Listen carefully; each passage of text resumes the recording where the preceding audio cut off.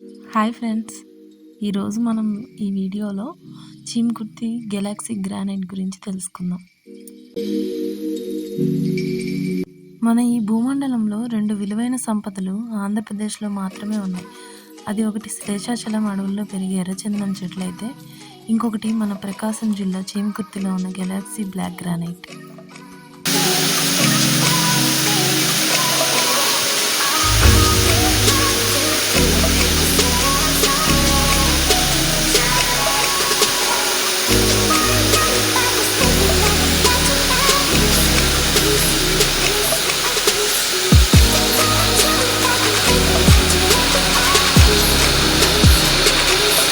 చీమకుర్తికి 4 కిలోమీటర్ల దూరంలో రాళ్ళు, రప్పలు, రేగు చెట్లతో నిండిన 400 ఎకరాల ప్రభుత్వ భూమిని సద్వినియోగం చేయాలన్న ఉద్దేశంతో 1978లో సంతనూతలపాడు ఎమ్మెల్యేగా ఉన్న వేమ ఎల్లయ్య రామతీర్థం కేంద్రంగా పశుక్షేత్రం ఏర్పాటు చేయించారు.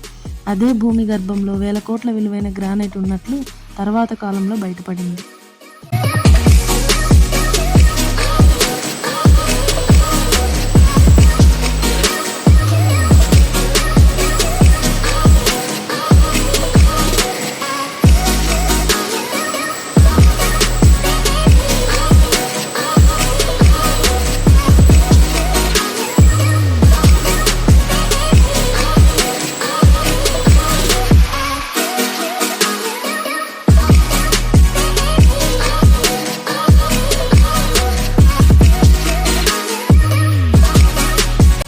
ఒకప్పుడు మన ప్రకాశం జిల్లా కరువుకు పెట్టింది పేరు.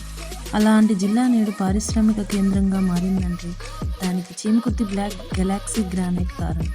అప్పట్లో ఎందుకు పనికిరాదనుకున్న రామతీర్థం పరిసరాల్లోని భూమి నేడు ఎకరం 3 కోట్ల నుండి 4 కోట్లకు పైనే పలుకుతోంది. చీమకుర్తితో పాటు ఒంగోలు శివారులోనున్న Pernamitta estate, Santhanuthalapadu, Martur, Gundapalli growth centre తదితర ప్రాంతాల్లో 1650 గ్రానైట్ ఫ్యాక్టరీలు వెలిశాయి. వీటిలో ప్రత్యక్షంగా 15,000 మందికి, పరోక్షంగా 20,000 మందికి ఉపాధి లభిస్తోంది. రాష్ట్రంతో పాటు తెలంగాణ, ఛత్తీస్గఢ్, ఒడిశా, తమిళనాడు, యూపీ, బీహార్, రాజస్థాన్, మధ్యప్రదేశ్, జార్ఖండ్ వంటి పలు రాష్ట్రాల కార్మికులు ఇక్కడ పరిశ్రమలపై ఆధారపడి జీవనం సాగిస్తున్నారు.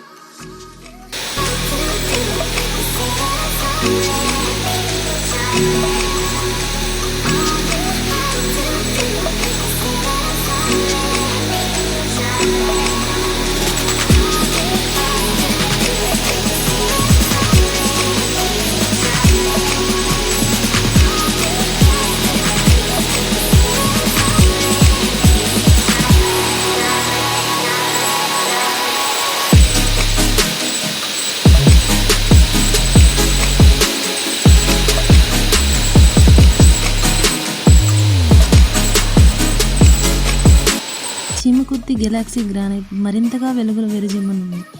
రాష్ట్ర ప్రభుత్వం ఇస్తున్న ప్రోత్సాహంతో విదేశాలకు ఎగుమతులు పెరగడంతో పాటు కొత్త పరిశ్రమల ఏర్పాటుకు మార్గం సుగమం అవుతుంది.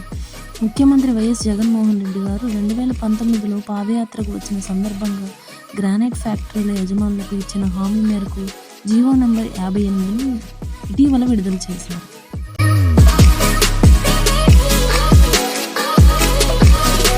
గ్రానైట్ ఉన్నట్లు 1983లో బయటపడింది. 1985లో మైనింగ్ లీజుకు తీసుకున్న జూబ్లీ గ్రానైట్ యజమాని నవ్వాని వెలికి తీసిన గ్రానైట్ను మార్కెటింగ్ కోసం చైనా తీసుకెళ్లారు. నల్లని బండపై నగిషీలు అద్దినట్లుగా ఆ గ్రానైట్కు బ్లాక్ గెలాక్సీ అని పేరు పెట్టారు. దాని డిమాండ్ను గుర్తించిన చైనా అధునాతన కటింగ్ మిషన్లతో పెద్ద ఎత్తున యూనిట్లను నెలకొల్పింది.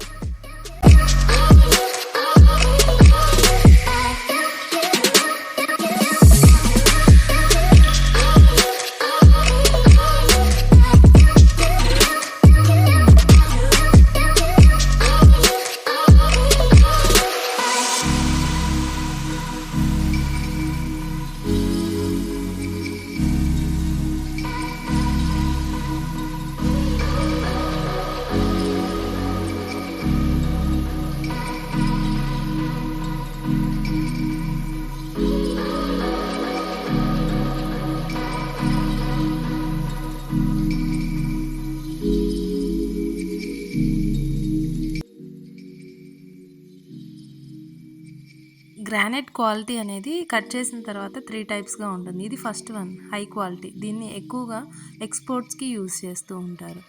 సెకండ్ వన్ వచ్చేసరికి ఈ క్రాక్స్ గానీ, చిన్న చిన్న గీతలు గానీ ఉంటాయి స్టోన్ మీద. సో, ఇది మీడియం రేట్‌లో ఉంటుంది దీని కాస్ట్. థర్డ్ టైప్ వచ్చేసరికి ఇది కట్ చేసేటప్పుడే ఎక్కువ డ్యామేజ్ అయిపోవడం వల్ల దీన్ని టన్స్ లెక్కలో మనకి అమ్ముతూ ఉంటారు. గ్రానైట్‌ని కట్ చేసేటప్పుడు మనకి వాటర్ అనేది కంటిన్యూస్‌గా ఫ్లో అవుతూ ఉంటుంది. సో, ఆ కట్ చేసినప్పుడు వచ్చే పౌడర్‌ని మనకి ఇలా సెపరేట్ చేసి బయట ఇలా ఎండబెడతారు. ఇదే మనకి స్టోన్ డస్ట్‌గా యూజ్ చేస్తూ ఉంటాం. సో, ఆ వాటర్ అనేది మళ్ళీ మనకి రీసైకిల్ చేసి కంటిన్యూస్‌గా మళ్ళీ దాన్ని అలా వాడుతూ ఉంటారు.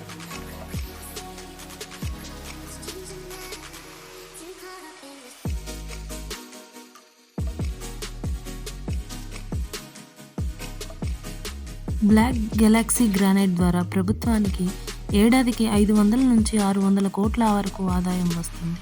85% చైనాకు ఎగుమతి అవుతుంది. గ్రానైట్ రాయి కటింగ్కు, పాలిషింగ్కు ఉపయోగపడే మిషనరీ, డైమండ్ కట్టర్లు, సెగ్మెంట్లు అన్నీ చైనాలో పెద్ద ఎత్తున అభివృద్ధి చేసి యూనిట్లు స్థాపించారు.